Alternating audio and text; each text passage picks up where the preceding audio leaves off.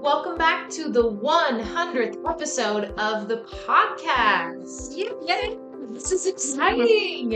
Can you believe it? We made it to 100 episodes. So, the podcast has grown a lot. We've done a lot of different things on the show. And one of my favorite things to do is to bring two great minds together, that being Edie and Aaron. I'm going to let them introduce themselves, but you've heard them on the podcast several times. But I like to have them around for kind of these big cornerstone, mile marker episodes. And 100 was the perfect time to do that. So, Edie, why don't you introduce yourself just a little bit, and then we'll let Aaron go, and then we'll move on. I'm Edie Godden, and I am the CEO here at HETRA. I'm also an occupational therapist and a clinical specialist in hippotherapy, as well as a CTRI. How long have you been with Hetra? Yeah, I've been around a little while, so I'm 33, 34 years, a long time. Long time. Aaron? I'm Erin Bevington. I am the Chief Operating Officer here at HETRA. I have been here for 28 years. I am a past CTRI and I have a degree in equine science, so I have a background in horses, but I'm stuck in the office behind a computer all day. No. So not stuck there. You like doing that I stuff, do. I love doing that stuff. So what do you do? Like, what's your kind of day-to-day stuff look like, Aaron? So I'm, like I mentioned, very much on the admin side of things, do all the HR, manage all the finance, oversee marketing, as well as database management, all grant reporting. Lots of stuff. Lots of stuff. Edie, what's a day in the life of Edie looks like? That's a loaded question for everybody. Do you really have time for that? Yeah. What's your basic duties? I go to a lot of meetings. Mm-hmm. So I've decided, I've thought about this a lot lately of what my basic job duties are. And I think one of them is I provide support to the entire team. So, meet with all the team leaders at some point, during the week. We talk about how things are going, if they're experiencing issues, if there's anything that needs to get bumped up to me in order for me to handle it. Obviously, I still meet with donors and supporters and give tours of the facility, which is really fun. And I really enjoy that part of things. And then I'm also the accountability piece. So making sure that we're meeting our goals and we're staying on track and we're getting to where we need to be. We're maintaining our safety and our programming quality and all of those things. So perfect. Today, we're going to try and channel our energy more into how Hetra has managed to remain so sustainable. We're in our 35th year this year. 35th year this year. So that's pretty incredible and a great milestone within itself. So we want to talk about how we maintain that sustainability, and that basically comes down to our ability to stay adaptable. So what does adaptable as a center, what does that mean to you guys? I think it's the ability to meet the community needs with the resources that you have. While you're maybe trying to build the resources you need to meet the community needs. So maybe that talked in a little bit of a circle, but I think there's different ways that we go about doing that. I don't think we've ever said we're only this or we can only do this. And I think when we've seen new community needs arise, we stepped up to the plate and tried to participate, offer programming that would be helpful. Anything you would add, Erin? Yeah, I mean, I think we would not be where we are today if we weren't adaptable. I mean, I think there's been a lot of moments, like key moments throughout Hetra's history where I can look back and go, wow, I can't believe we did that. But I think as a team, we are very adaptable. And I think that leads to the success of this organization. Like Edie mentioned, being able to adapt to what the needs are in the community, being able to adapt, with funding sources or, with our horses or volunteers or staff, whatever that may be. I think we're always ready to pivot and change direction when needed so that we can continue to offer the services we offer. So one thing I think that's pretty incredible about Hetra is a nod to you guys is our leadership, because as someone who works at Hetra, I cannot be adaptable in my job unless our leadership team is adaptable. So unless you, as my boss, are asking me to be adaptable and encouraging me to be adaptable and wanting that direction for the organization, I think that is really hard to do without that, right? How have you guys as leaders maintained that mindset? Because I think that that's something that executive directors can easily, or, people that are in leadership can easily get into the whole stuck in your ways, sort of, we've always done it this way kind of mentality. But you guys have never been that way. And I'm curious as to why or how you guys have developed that, or if it's hard to stay in that mindset sometimes. Sometimes it's hard to stay in that mindset, and I think some of it is skills that we've learned just from doing. I think sometimes it's situations we've been put into that we've had to be adaptable, and we go, wow, that worked really well. Like, we need to keep being adaptable and doing that. I think some of our personalities are more adaptable than others, but I think leaning on each other and learning from those experiences, um, and seeing how successful and celebrating those wins when we are adaptable and things change and we have successes, I think have really kind of helped open at least my brain to, making sure that we're always looking for other ways that we can do things to be more successful. So ideation is number one for me. And that I think is a very much a strength I bring to the team. And I think the nice thing is the team knows when to take those ideas and run with them, and when to say, "Whoa, we're going to pull back the reins for a little bit there. We're not ready for that one," or we think that could go in another direction. So that's where I feel like one of my strengths comes to play in the team is the ideation, and sometimes it's planting the seed to let it grow for a while with people and not shoving it down their throats to say this is what we're going to do tomorrow, but letting it sit and grow. Now, one of Erin's strengths is she can implement like crazy. And so, and I know several other teammates have that strength as well. And so, we have the big idea of here's what we want to do. And then we have teammates that can then implement it and make it work. I would be terrible at that detail piece of things. So each of us has our strengths and we work together based on those strengths. We've built, kind of like you said, Edie, a team that really complements each other. Like you said, we've got a lot of big idea people, and then we got a lot of people that like the details and like to work it out and implement it and make all the pieces go together. So that's a huge part of it. And I think the other thing our leadership team has done really well for us as a staff, and for you guys as well, probably, I'm assuming, I don't want to speak for you, but has invested in us a little bit to figure out who we are as individuals, because that contributes to how we work as a team. And so, like you guys are talking about, like you talked about ideation, and that's the Clifton Strengths Finder. If anyone is listening that are like, what are you talking about?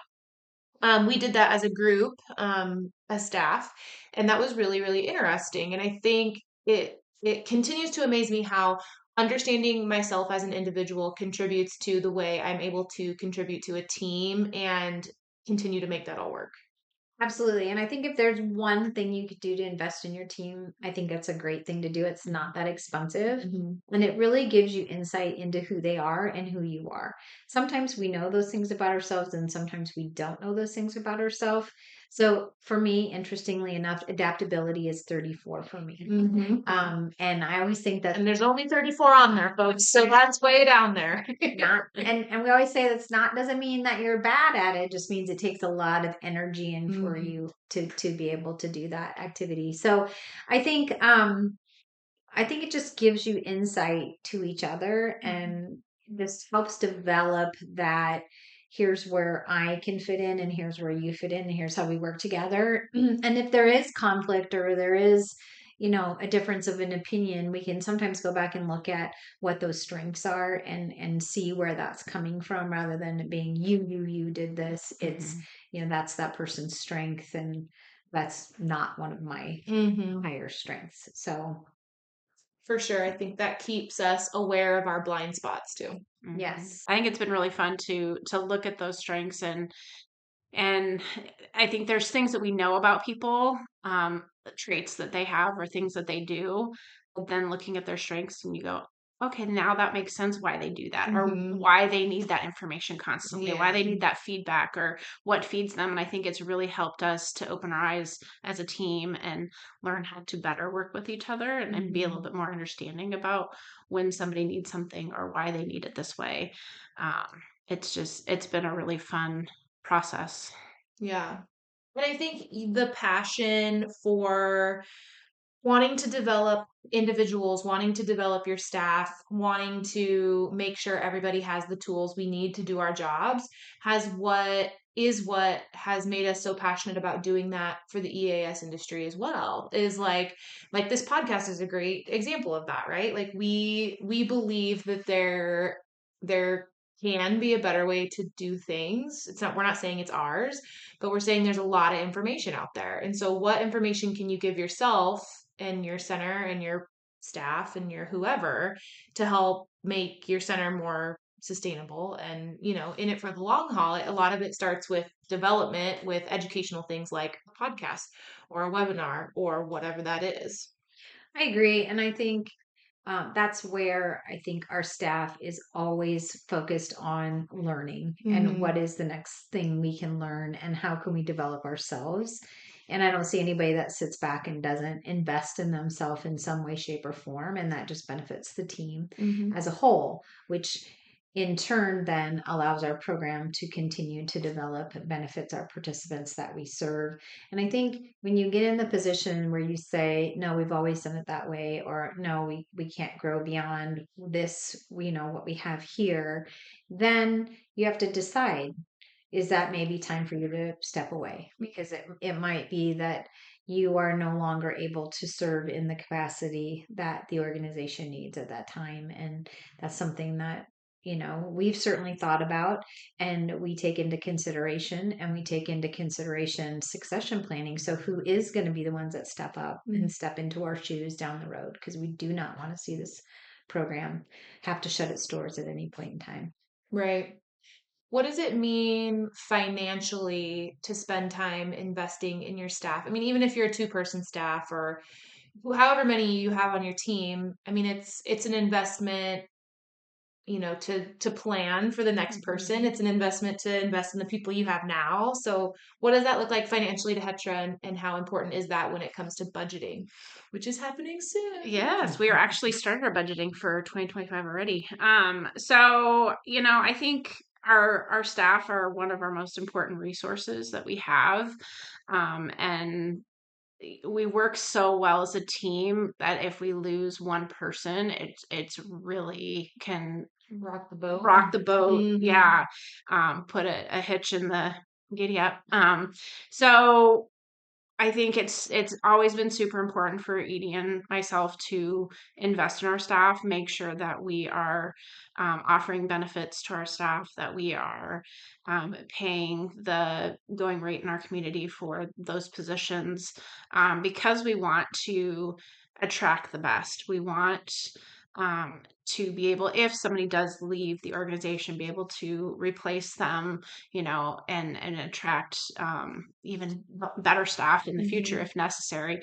But it's just so important to continue to grow and make sure our staff are happy here so that we can continue to grow as an organization.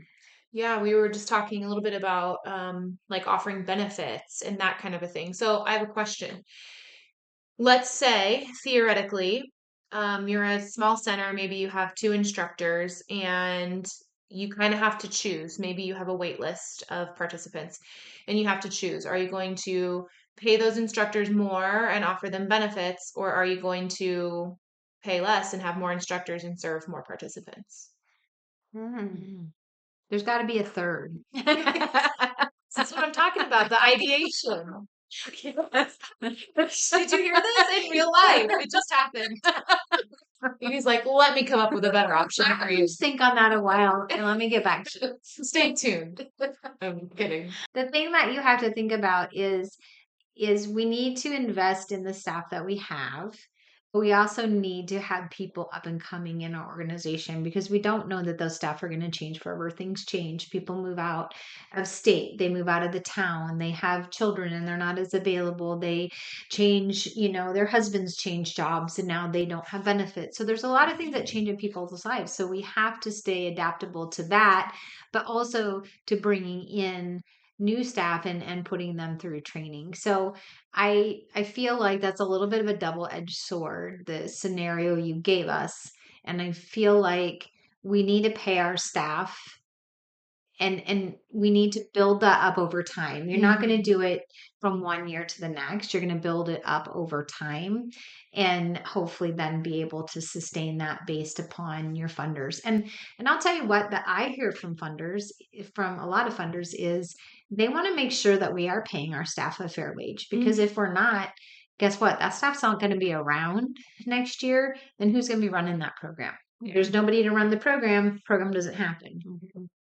If the program doesn't pay their staff well, and every year we have new turnover, quality of the program is going to, I feel like, probably suffer from that. So we need to make sure that we are compensating our staff fairly. I think looking at, if you're a 2-man staff and one person leaves because they're not happy, you've lost 50% of your workforce. And what's your ability to continue to serve the people that you already are serving? So again, being adaptable and, okay, we're a 2-man staff. We need to make a livable wage so we both stick around. We still want to serve more people. What are other ways we can serve more people? So can we do some ground programming? Can we, incorporate some different programming where we can still use the resources we have, but not have a huge long waiting list? Yeah, for sure. And I think that's something that Petra has always remained really adaptable in, which comes from just a lot of ideas flying around too, but we've always stayed adaptable in the programming that we offer. And I mean, if you look at our organization as a whole, our mission is to provide, equine assisted services. So it's like whatever that looks like, let's do it. And we're able to serve more participants with, either, I don't want to say less staff, but we are able to serve more by just getting creative in what we're offering. And I like the way that you said that, whatever that looks like, because it's not a cookie cutter. This is gonna one size fits all. When somebody comes in, we really assess what their needs are, and if we aren't able to get them into a mounted program, then we try to figure out a way to get them at least into some program here. And maybe it's a group program, maybe it's a group grooming program, or a group equine facilitated mental health group. We want to get them here, and then we can always expand them, have them go to other programs from there. But I never want to be the person that tells somebody we can't see your kid, or your kid's going to be on a 5-month waiting list. That breaks my heart. If it was my kid, it would break my heart. And I think there's a lot of people out there that need help, and we're positioned to do that. Now we have to do it safely, we have to do it reasonably, and we have to make sure that we provide the quality program. That's all very important. But also, how do we meet the needs of the community and stay adaptable to be able to do that? For sure. And if we think about, this is all kind of connected, right? Because if you walked into my office and said, Katie, we have 5 people on the waiting list and you're starting a ground programming group tomorrow, and I had no resources, I had no training, you didn't invest any time in me to like help me be prepared for that, then yeah, I would probably freak out. I wouldn't be ready. But because we spend a lot of time investing into our staff, and maybe because you know me as a person, that this is something I'm going to enjoy or I'm going to like to do or whatever, that ask to me is so much more manageable than if it weren't that way. We really want it to be more of a team decision. So we don't typically come in and say, we are doing this starting tomorrow. We say, this is the concern or the need, and how can we meet this need, and who can help? And of course, we are all helpers, so we all want to jump in and add in where we can. But we also, I think, have a pretty good handle on what we can manage and what we can't.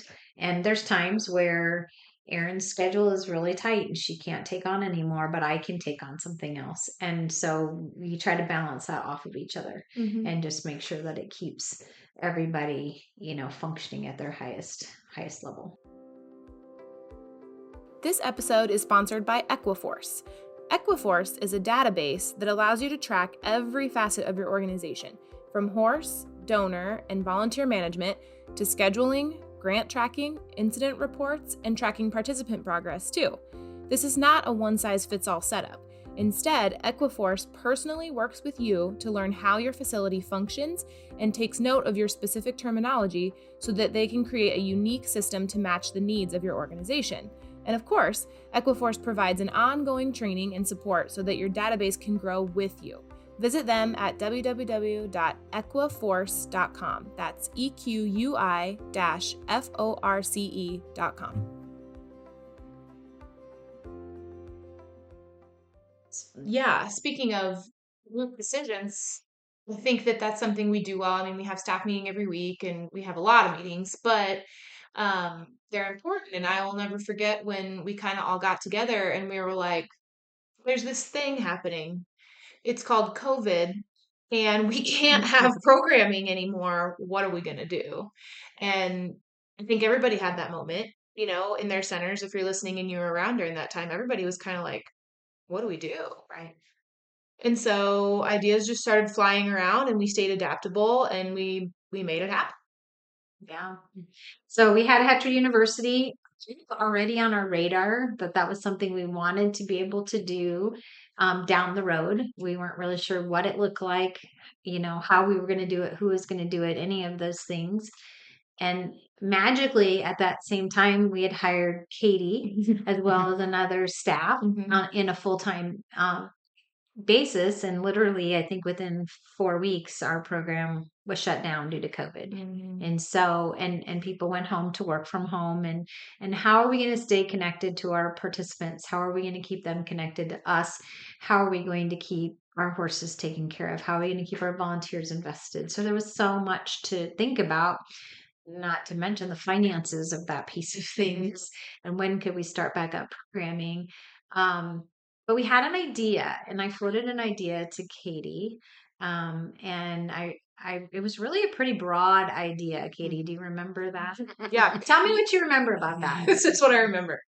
Edie, you brought this idea and you're like, I was in the shower and I just keep having this phrase come into my head. It's not just a pony ride. And you're like, I don't know what it means. It's mysterious. Like I know what it means, but I don't know what we're gonna do with it. And another colleague and I were like, sounds like a good podcast. And you were kind of like, that's insane. No, you didn't say that. But you're like, I mean, that would be kind of cool, but not really what I was thinking, that big a scale. And then it was just the more we heamed and hawed about it, the more we're like, let's do it. What do we have to lose? We want to reach people and we have the, ideas and the staff to do it. Let's do it. And here we are on our 100th episode. Yeah. It's pretty crazy. So I guess I have a question for you, Katie. This has been your baby that you have brought up since the beginning. You really have taken it from really a seedling of an idea and developed it into this very fantastic thing that's now out there in the world. How do you feel about it? What things has it impacted you? Look at her turning the mic around on me. The podcast has been something that's been incredible to watch grow. It's an interesting thing because you sit in a room and you just talk to this mic or you talk to, the people in your room and you have no idea who is listening. Like, I don't know who's listening right now, but if you are, thank you for listening. But the reality of it is that you just never know who you're going to reach or who you're going to help. And I think that's something that we should try to think about in our life all the time, not just with podcasting, is that sharing a piece of information, sharing your experience, sharing anything with anybody can make a big, big difference for people in their life, maybe professionally or personally. We might have helped somebody find equine assisted services and it might have changed their life, or we could have helped a center decide that they're ready to get started and now they're changing 100 lives a week. you don't know who you're talking to. And I think that's the cool equal parts cool and also like a little frustrating too, because you're like, I wish I could reach out and shake the hand of everybody who listens, but I know I can't do that. So I can just speak into the abyss and hope that everyone hears it, I guess. But I hope to see it continue to grow. And I'm just really passionate about what Hetra does. I think we're a really unique organization. I've been had the pleasure to go to a lot of different places and meet a lot of different folks, and everybody does something amazing. Don't get me wrong, but I guess I'm biased to say that what we do is really cool and really high quality, and I just want to share it with everybody. Awesome. And going back to that adaptability piece, how many podcasts did you produce and be the host of prior to the Not Just a Pony, right? Let me calculate. That would be a big fat zero. So how much have you learned in so many other aspects? Because you produce this podcast from start to finish. I do. Nobody helps you with that. No. Incredible amounts. So it is made me stay really adaptable as a human. Um, like I find myself listening to podcasts about producing podcasts, like you're driving home and you're like, how can I learn more about this? So honestly, I mean, I went to school to be an occupational therapist, right? So it's like, a podcast isn't that hard. I have the gene. Oh, she has that gene. It can't be that hard. Yeah. My best friend and I joke all the time about how we have the gene called "It can't be that hard." So you go to YouTube University and just learn how to do it, which I think is a theme a lot of people in our industry have. It's like goes back to programming. It's like we got people that need a program.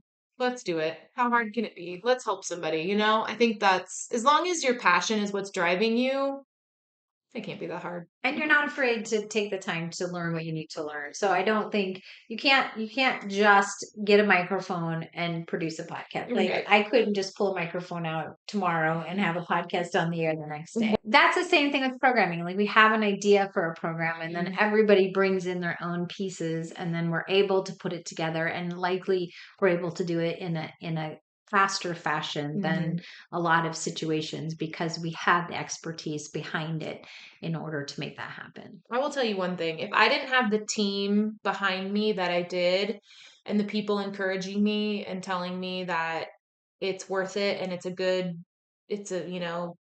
job on this episode or that episode or keep doing and keep going, I wouldn't be able to do it. I think that your team and the support you have behind you makes the biggest difference. Absolutely. And so I think maybe that's kind of maybe the underlying theme behind this 100th episode. It goes back to team and adaptability for sure, but also who's on your team and are y'all rowing the boat in the same direction? And sometimes that's not the case. And if that's not the case, then you gotta figure that piece out and get everybody rowing in the right direction because you can make a huge impact if that happens. So we always usually have a closing question, but I think you've both already answered that for this year. So I'm going to ask you, as we get into the year-end kind of stuff, sometimes I think things get kind of heavy. We're talking about budget. We're also in a strategic planning year, so we're doing a lot of that stuff. How are we going to stay adaptable through the end of the year to get us to 2025? I want you both to answer. Good question. I didn't prep them with this. So I do love that question. And honestly, I think that's something that Erin and I have been working on a lot together in the last month. And stress levels have been fairly high because we have had a lot on our plates. And I think always making sure you can go back and talk things through with those people that are, most important in your team and figure out, what's happening, where they're at, where do they need help, how can you do better, be better, give them more assistance and be a good teammate is super important. And so I feel like that's for me where I think we have to stay the most adaptable, because we are the ones that are providing support to the rest of the team. And so we just have to always be checking back in with everybody and how are you doing? And if somebody is at that overwhelm point, I'm not going to be able to get this completed, or I need help, or then we got to figure out who can help, who can be that person for them, so they don't feel like they're failing, because we don't want anybody, I don't think any member of this team is failing at anything they do. If something gets dropped, it's because they had so much on their plate and we need to help them. Okay. Mm. We've always been adaptable as an organization. And I don't think any of us knows when we walk in the door at the beginning of the day exactly how our day is going to go. Truth. And we are always ready to pivot at a moment's notice. I think and Edie mentioned earlier, we have a lot of meetings here at Hetra, and we're constantly like, how can we cut back on our meetings? But I think those meetings are so important because, like Edie said, we're providing a lot of support to the staff, but we're also planning and but also giving the staff the autonomy to make their own decisions too. So we're really big on goals around here, setting goals and making sure that people are reaching their goals, but giving them the autonomy to figure out how they're going to reach those goals a lot of times. And then checking back in, are we getting close? Are we hitting those milestones between those goals? If not, how can we support you to make sure that you are getting there?